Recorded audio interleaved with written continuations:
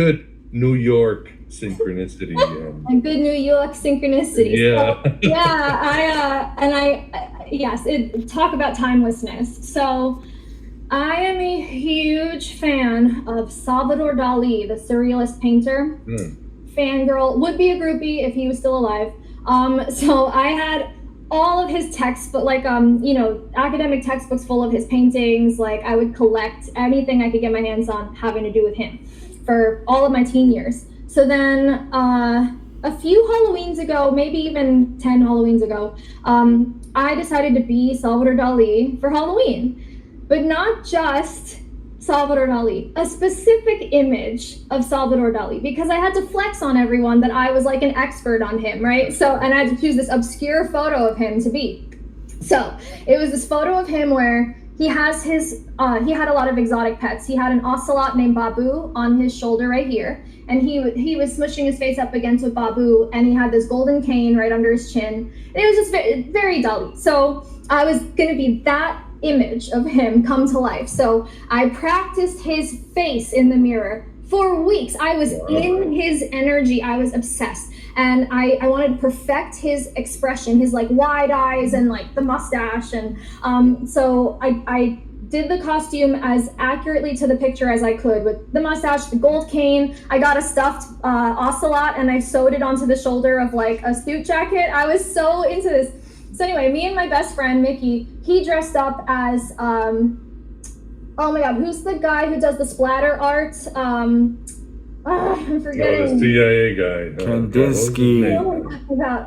Yeah, Ed Harris played him in the movie. What the hell is his name? Dang, why am I Somebody in the chat. Yeah. Oh, please help us. American artist, yes. So he would like throw paint on the canvas and it was like, Pollock. Thank you. Jackson Oh my Pollock. God. Yes, so Mickey was a Jackson Pollock painting come to life, and I was an image of Salvador Dali come to life, and we were walking down the street in New York City on Halloween night, so everyone's dressed up, and as people are walking by, they're like, are you a cat burglar? Are you this? Are you that? And they're saying everything other than Salvador Dali.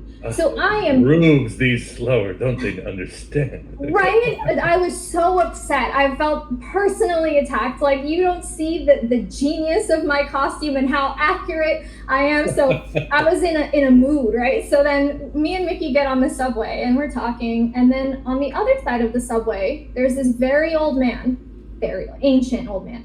And he's staring at me. And Mickey, at some point while we're talking, he very discreetly says to me, do you want me to say something to this guy? Like, is he creeping you out? I'm like, no, it's fine. So we keep talking.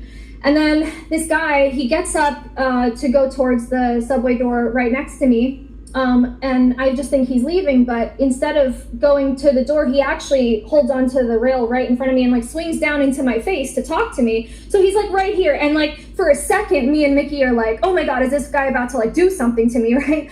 But then he says in some thick accent I can't place, he's like, are you Salvador Dali? And I said, yes. Oh my God, you're the first person to get this all night. And he said, yes, well, I used to work the front desk at the hotel where Salvador Dali would stay when he would visit New York. That is the image. Thank you, Vance. And so this old man was like, he used to come to New York to my hotel and he always had that little cat with him. He was a very nice man and you did a very good job. And then he left and I cried.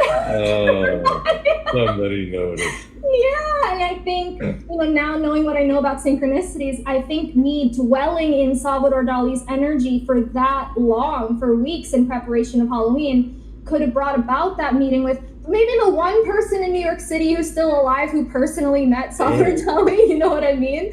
So it felt like, or if there's some other metaphysical mechanism behind it, I would like to think that Salvador Dali just wanted to personally tell me he was very proud of my costume. Yeah, awesome. Thanks for sharing that. Yeah, very cool story.